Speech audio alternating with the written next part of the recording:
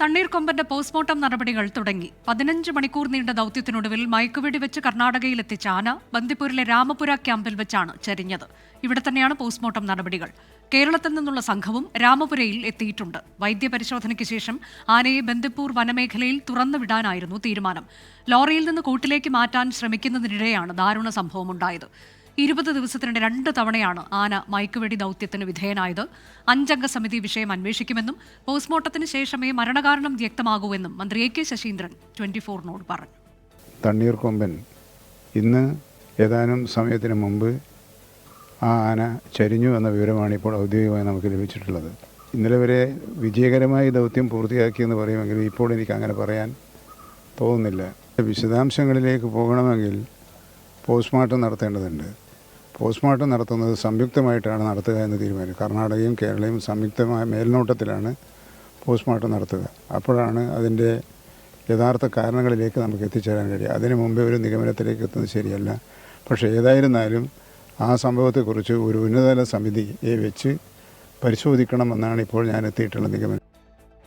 തണ്ണീർക്കൊമ്പൻ അവശനായിരുന്നുവെന്നും ചരിഞ്ഞെന്ന വാർത്ത ഞെട്ടിച്ചെന്നുമായിരുന്നു നാട്ടുകാരുടെ പ്രതികരണം.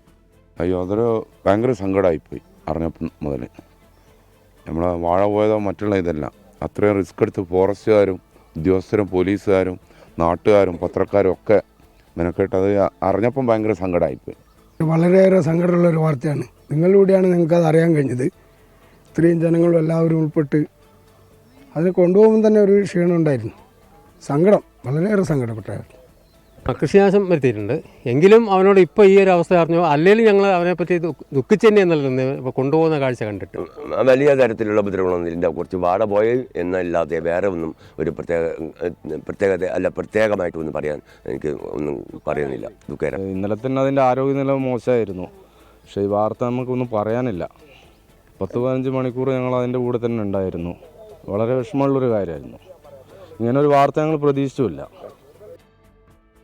ഞങ്ങളുടെ പ്രതിനിധികൾ ദീപക് ധർമ്മടം, സുർജിത്ത് അയ്യപ്പത്ത്, സജോ ദേവസി എന്നിവർ തത്സമയം. ആദ്യം സുർജിത്ത് അയ്യപ്പത്ത്. സുർജിത്ത്, നിലവിലുള്ളത് ബന്ദിപ്പൂരിലാണ്.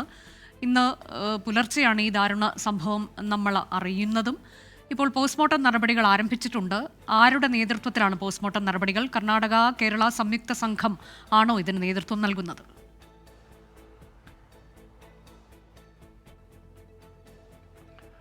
ഇന്ന് രാവിലെ തന്നെ കേരളത്തിൽ നിന്നുള്ള വനംവകുപ്പ് സംഘവും അതോടൊപ്പം തന്നെ വെറ്റിനറി സംഘവും ഇവിടെ ബന്ദിപ്പൂരിൽ എത്തിയിട്ടുണ്ട്.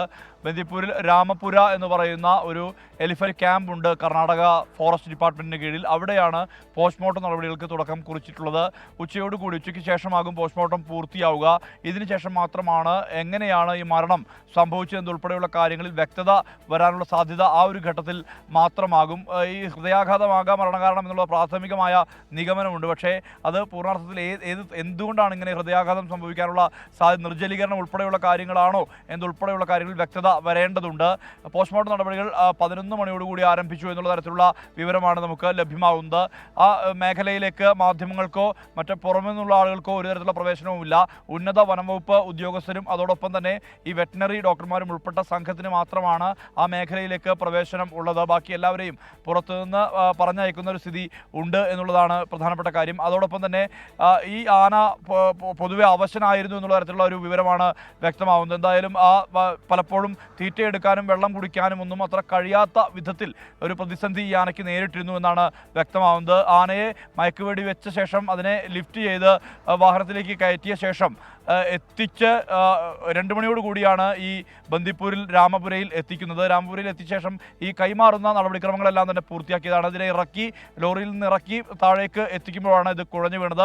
2 കുങ്കിയാനകളുടെ സഹായത്താൽ ആണ് ഈ ആനയെ ഇറക്കാൻ വേണ്ടി സാധിച്ചിട്ടുള്ളത്. ഇറക്കിയ ശേഷമാണ് ഇത് കുഴഞ്ഞ് വീഴുകയായിരുന്നു. പിന്നീട് നടത്തിയ പരിശോധനയിലാണ് മരണകാര്യം സ്ഥിരീകരിച്ചിരിക്കുന്നത്. പക്ഷേ ഈ മരണത്തിലേക്ക് നയിക്കാനുള്ള കാരണം എന്തെന്നുള്ളതാണ് വ്യക്തത വരേണ്ടത്. പക്ഷേ ഈ കർണാടക വനംവകുപ്പ് ഈ റേഡിയോ കോളർ ഘടിപ്പിച്ച ഘട്ടത്തിൽ ഒരു തരത്തിലുള്ള നിരീക്ഷണവും ഇതുമായി ബന്ധപ്പെട്ട് നടത്തിയിട്ടില്ല എന്നുള്ള തരത്തിലുള്ള വിമർശനം കൂടി ഉയരുന്നുണ്ട്. കാരണം ഈ ആന കേരളത്തിലെ ജനവാസ മേഖലയിലേക്ക് ഇറങ്ങുന്നത് അങ്ങനെ ഒരു നിരീക്ഷണം സാധ്യമായിരുന്നെങ്കിൽ ഒരുപക്ഷെ അറിയാൻ കഴിയുമായിരുന്നു കർണാടക വനംവകുപ്പിന്. പക്ഷേ അത് ഉണ്ടായിട്ടില്ല എന്നുള്ള തരത്തിലുള്ള വിമർശനം കൂടി ഉയരുന്നുണ്ട്. മാത്രമല്ല, അന്ന് ഹാസനിൽ നിന്ന് ഈ ആനയെ 16-ാം തീയതി ജനുവരി 16-ന് പിടികൂടുമ്പോൾ അന്ന് പരിക്കുകൾ ഉണ്ടായിരുന്നു എന്നുള്ള തരത്തിലുള്ള സംശയങ്ങളുണ്ട്.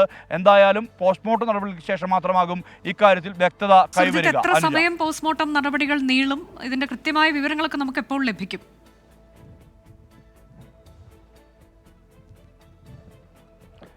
എന്തായാലും ഇതുമായി ബന്ധപ്പെട്ടൊരു വാർത്താക്കുറിപ്പ് ഈ കർണാടക വനം വകുപ്പ് ഇറക്കും എന്നുള്ള തരത്തിലുള്ള വിവരമാണ് ലഭ്യമാവുന്നത്. കേരളത്തിൽ നിന്നും DFO ഷജ്ന കരീം ഉൾപ്പെടെയുള്ളവർ ഈ രാമപുരയിൽ എത്തിയിട്ടുണ്ട്. ഇന്ന് രാവിലെ തന്നെ അവർ എത്തിയിട്ടുണ്ട്. അവരും ഈ നടപടികൾ എല്ലാം തന്നെ നിരീക്ഷിക്കുന്നുണ്ട്. സ്വാഭാവികമായും അവരിൽ നിന്ന് ഒരു ഉത്തരം ഇതുമായി ബന്ധപ്പെട്ട് ഉണ്ടാകും എന്നുള്ള തരത്തിലുള്ള വിവരമാണ് നമുക്ക് ലഭ്യമാകുന്നത്. ആ വാർത്താക്കുറിപ്പിൽ കൃത്യമായത് എന്താണ് ഈ മരണകാരണം സംബന്ധിച്ചുള്ള വിവരത്തിൽ അതിനകത്തൊരു വ്യക്തത ഉണ്ടാകുമെന്ന് തന്നെയാണ് അറിയാൻ കഴിയുന്നത്. അനുജ, ശരി, അതാണ് ബന്ദിപ്പൂരിൽ നിന്ന് സുർജിത്ത് അയ്യപ്പത്തിന് നൽകാനുള്ള ഏറ്റവും പുതിയ വിവരം. സജോ ദേവസ്യ മാനന്തവാടിയിൽ നിന്ന്. സജോ, ഇന്നലെ ഈ സമയത്തെല്ലാം ഈ തണ്ണീർക്കൊമ്പനെ പിടികൂടാനൊക്കെയുള്ള ദൗത്യസംഘത്തിന്റെ ശ്രമമായിരുന്നു. ഏതാണ്ട് 15 മണിക്കൂറിലേറെ എടുത്താണ് അവനെ മയക്കുവെടി വെച്ച് പിടികൂടാൻ കഴിഞ്ഞത്. പക്ഷേ പിന്നീടാണ് നമ്മളെയൊക്കെ വേദനയിലാഴ്ത്തിയ ആ വാർത്ത പുറത്തു വന്നത്. ഇപ്പോൾ അവിടുത്തെ നാട്ടുകാർക്കൊക്കെ പറയാനുള്ളത് എന്താണ്? കുറച്ചു മുമ്പ് നമ്മൾ ചില പ്രതികരണങ്ങളൊക്കെ കേൾക്കുന്നു. എല്ലാവരും അവർക്ക് സങ്കടമാണ് എന്ന പ്രതികരണം അറിയിക്കുകയും ചെയ്യുന്നുണ്ട്.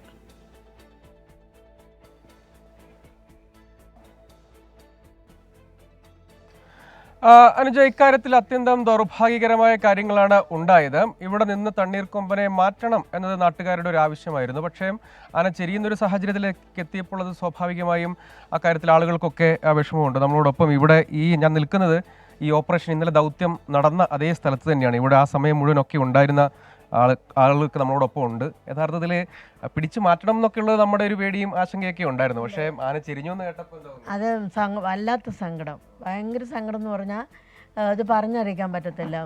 മനസ്സിലൊരു വിങ്ങൽ പോലെ നമ്മുടെ വീട്ടിൽ നിന്ന് ഒരാൾ നഷ്ടപ്പെട്ടു പോയ പോലെ ഒരു തോന്നൽ.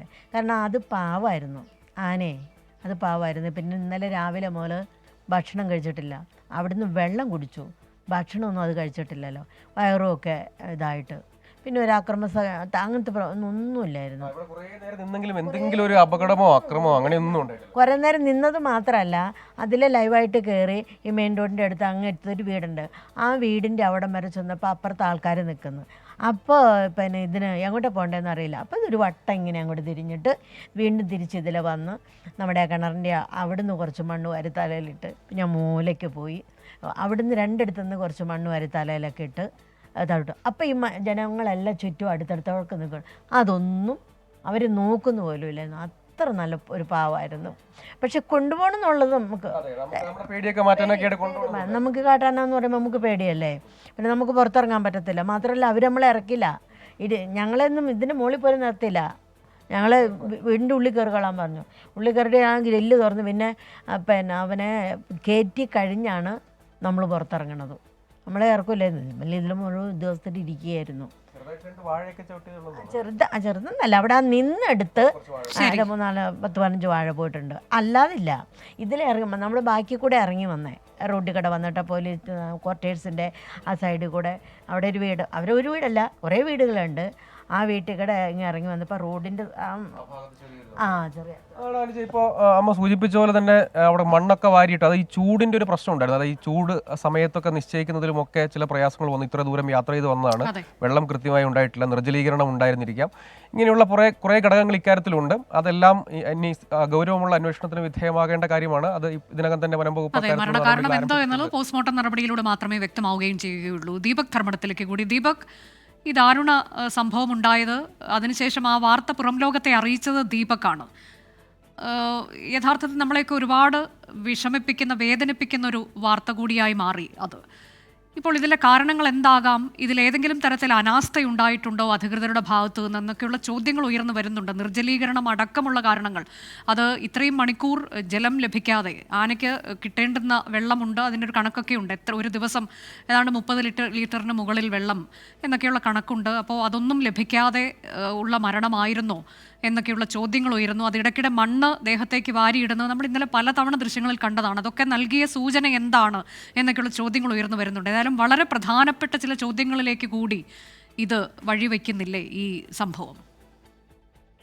ഇതിൽ ഏറ്റവും പ്രധാനപ്പെട്ട കാര്യം, ഒന്ന്, ഇതിന്റെ പോസ്റ്റ്മോർട്ടം നടക്കുകയും പോസ്റ്റ്മോർട്ടം റിപ്പോർട്ട് പുറത്തു വരികയും തന്നെയാണ് ഇതിലേറ്റവും നിർണായകമായ കാര്യം. ആ പോസ്റ്റ്മോർട്ടം റിപ്പോർട്ട് പുറത്തു വരുന്നത് വരെ ബാക്കിയെല്ലാം തന്നെ പ്രഡിക്ഷനുകളാണ്. അതായത് സാധ്യതാ പ്രവചനങ്ങളും വിലയിരുത്തലുകളും നിരീക്ഷണങ്ങളും മാത്രമാണ്. പക്ഷെ ഒരു കാര്യം വളരെ കൃത്യമായി നമുക്ക് പറയാൻ സാധിക്കും, ഈ ആനയുടെ മരണകാരണം, അതായത് ആന ചെരിയാൻ കാരണമായതിൽ ഒരു ഘടകം മയക്കുവെടി ആയിട്ടുണ്ടാകും എന്നുള്ളത് തീർച്ചയാണ്. കാരണം അതിന്റെ കാരണം എടുത്തു നോക്കിക്കഴിഞ്ഞാൽ ഏറ്റവും പ്രധാനപ്പെട്ട കാര്യം, ഒന്ന് ഇതിൽ ഏതെങ്കിലും രീതിയിലുള്ള മയക്കുവെടിയുടെ അളവ് തോത് വ്യത്യാസം ഉണ്ടാവൽ, അതുപോലെ തന്നെ ഈ മയക്കുവെടിയിൽ 2 തരത്തിലുള്ള മരുന്ന് ഉപയോഗിച്ചിട്ടുണ്ടാവാം. ഇത്തരം ഘടകങ്ങൾ ചിലപ്പോൾ ഇതിന് കാരണമായിട്ടുണ്ടാകാം. ഇത്തരം കാര്യങ്ങളെല്ലാം തന്നെ പോസ്റ്റ്മോർട്ടം റിപ്പോർട്ടിൽ മാത്രമേ പുറത്തു വരികയുള്ളൂ. അനുജ, ഇതിൽ ഒരു കാര്യം കൂടി ദീപക്, ഈ റേഡിയോ കോളർ ഘടിപ്പിച്ച ആനയാണ് എന്നതുകൂടി വളരെ പ്രധാനപ്പെട്ടതാണ്. ആ റേഡിയോ കോളർ ഘടിപ്പിക്കുന്നതിന് പിന്നിൽ ചില ലക്ഷ്യങ്ങൾ കൂടിയുണ്ട്. അതിനെ കൃത്യമായി നിരീക്ഷിക്കുക, ആ വിവരങ്ങളൊക്കെ അറിയിക്കുക എന്നതൊക്കെ. ഇതിലൊക്കെ എവിടെയെങ്കിലും ഒരു പിഴവ് സംഭവിച്ചിട്ടുണ്ടോ എന്നത് കൂടി നമ്മൾക്കൊരു പക്ഷേ ഈ ദാരുണ സംഭവത്തിലൂടെ അതിൽ ഉയരുന്ന ചോദ്യങ്ങളിൽ ഒന്നായി ഇതും മാറുകയല്ലേ, അതിലെന്തെങ്കിലുമൊക്കെ അനാസ്ഥ ഉണ്ടായിട്ടുണ്ടോ എന്നതും. അത്തരം കാര്യങ്ങൾ കൂടി പരിശോധിക്കപ്പെടേണ്ടതാണ്. പക്ഷേ അതിൽ ഒരു സാങ്കേതികമായ ഒരു പ്രശ്നമുണ്ട്. കാരണം ഈ കോളർ ID ഘടിപ്പിച്ചതിൻ്റെ സർവർ അത് മോണിറ്റർ ചെയ്യുന്ന കർണാടകമാണ് ഇത് കോളർ ID ഘടിപ്പിക്കുന്നത്. കോളർ ID ഘടിപ്പിക്കാനുണ്ടായ സാഹചര്യം, ഈ തണ്ണീർക്കൊമ്പൻ മാനന്തവാടിയിൽ ശാന്തനായിരുന്നുവെങ്കിൽ രൗദ്രഭാവത്തിൽ നിറഞ്ഞാടി വിറപ്പിക്കുകയായിരുന്നു കർണാടകത്തിൽ. അങ്ങനെയാണ് മൈസൂരിനടുത്തു നിന്നും പിടിച്ച് മയക്കുവെടി വെച്ച് പിടിച്ചു. അങ്ങനെ അതിനുശേഷം ഈ കോളർ ID ഘടിപ്പിക്കലാണ്.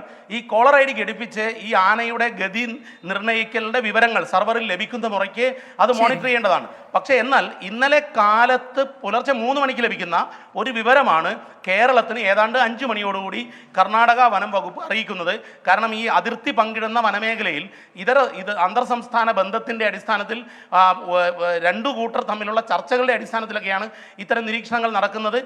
ഒരു സുരക്ഷാ ക്രമീകരണം അത്തരത്തിൽ ഈ വനം വകുപ്പിൻ്റെ മേലുദ്യോഗസ്ഥന്മാർ തമ്മിൽ സംയുക്തമായ കമ്മിറ്റികൾ വരെ നിലവിലുണ്ട്. ഈ അന്തർ സംസ്ഥാന റിസർവ് വന മേഖലയിലെ നിരീക്ഷണം ഒക്കെ ശക്തമാക്കുന്നതിൻ്റെ ഭാഗമായി. പക്ഷേ ഇതിൽ ഏറ്റവും പ്രധാനപ്പെട്ട കാര്യം, ഈ കോളർ ഘടിപ്പിച്ചു എന്നതുകൊണ്ട് തന്നെ ആനയുടെ ആരോഗ്യനിലയെക്കുറിച്ച് കൃത്യമായി വിവരം ലഭിക്കില്ല. കാരണം ആനയുടെ പൾസ് റേറ്റോ അല്ലെങ്കിൽ ആനയ്ക്ക് മറ്റെന്തെങ്കിലും അസുഖമുണ്ടോ എന്നുള്ളതും ധരിപ്പിക്കാൻ കൃത്യമായി വിലയിരുത്താൻ സാധിക്കില്ല. പിന്നീടുള്ളത് ആനയുടെ ഗതി നിർണ്ണയിക്കൽ, ഒപ്പം തന്നെ ആനയുടെ ചലനത്തിന് വേഗം കുറയുമ്പോൾ അല്ലെങ്കിൽ തീരെ ചലിക്കാതിരിക്കുമ്പോഴുള്ള അനുമാനങ്ങൾ മാത്രമാണ്.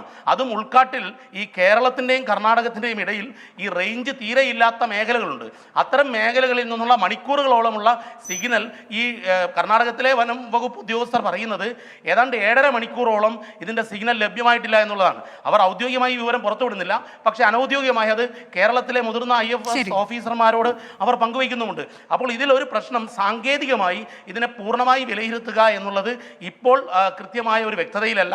പക്ഷേ എന്നാൽ പോസ്റ്റ്മോർട്ടം റിപ്പോർട്ട് വരുമ്പോൾ ഈ ഹൃദയാഘാതമായിരിക്കും മരണകാരണം എന്നൊക്കെ അനുമാനിക്കാം. പിന്നെ നിർജ്ജലീകരണമായിരിക്കും, അതുപോലെ തന്നെ മയക്കിൻ്റെ അളവ് വൻതോതിൽ കൂടി. കാരണം ഇതിൽ ഒരു കാര്യം ശ്രദ്ധിക്കേണ്ടത്, ഒരു മയക്കുവെടി ഓപ്പറേഷനിൽ ഈ ആനയെ തളച്ചത് കർണാടകം. അത് കഴിഞ്ഞ് 2 ആഴ്ചക്കുള്ളിലാണ് രണ്ടാമത്തെ മയക്കുവെടി ഓപ്പറേഷൻ നടക്കുന്നത്. അപ്പോൾ ഈ മയക്ക് ഉപയോഗിച്ച മരുന്നുകൾ തമ്മിൽ വ്യത്യാസമുണ്ടോ, ഡോസേജിൽ വ്യത്യാസമുണ്ടോ, ഇതാണോ മരണകാരണം ഇടയാക്കിയത്, അതുപോലെ നിർജ്ജലീകരണം ഉൾപ്പെടെയുള്ള കാര്യങ്ങൾ. പക്ഷേ ഒരു കാര്യം അനുകൂലമായ ഘടകമുണ്ട്. കാരണം ഉച്ചസ്ഥായിയിൽ ചൂടുള്ള സമയത്ത് ഈ മയക്കുവെടി വെച്ചിട്ടില്ല എന്നുള്ളത് ആനയ്ക്ക് അനുകൂലമായ ഘടകമാണ്. കാരണം ചൂടുള്ള സമയത്ത് മയക്കുവെടി വരുമ്പോൾ കൂടുതൽ ശരീരം താപം, ഉഷ്ണം, അതുപോലെ തളർന്നു പോകാൻ സാധ്യതയുണ്ട്. അതുണ്ടായിട്ടില്ല.